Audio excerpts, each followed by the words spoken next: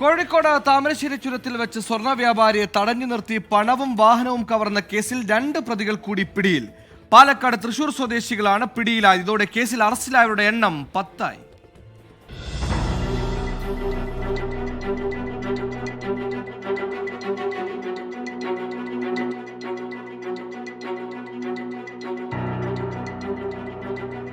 താമരശ്ശേരി ചുരത്തിൽ വെച്ച് സ്വർണ്ണ വ്യാപാരിയെ ആക്രമിച്ച് മോഷണം നടത്തിയ കേസിൽ പാലക്കാട് കണ്ണമ്പ്ര സ്വദേശി ജിത്ത്, തൃശൂർ കൊടുങ്ങല്ലൂർ സ്വദേശി ഹനീഷ് എന്നിവരാണ് പിടിയിലായത്.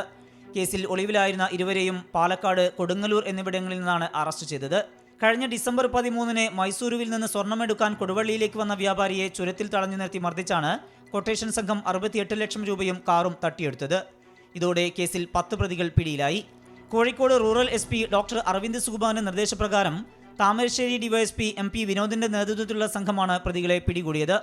Thamarassery inspector KO Pradeep, inspector Sajesh C Jose എന്നിവർക്കൊപ്പം സ്പെഷ്യൽ സ്ക്വാഡ് അംഗങ്ങളും അന്വേഷണ സംഘത്തിലുണ്ടായിരുന്നു.